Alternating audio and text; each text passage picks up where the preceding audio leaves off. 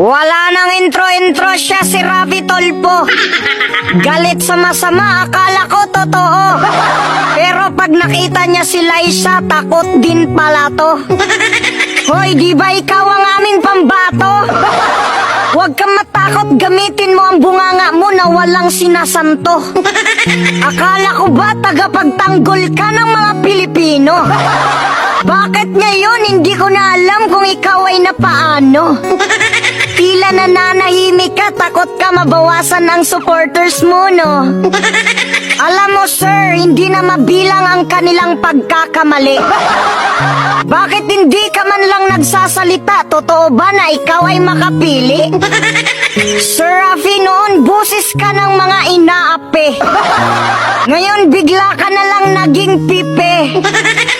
Huwag mong isipin kung ang makakalaban mo ay higante. Sapat na sa mga tao na malaman nila na ikaw ay tunay na kakampi.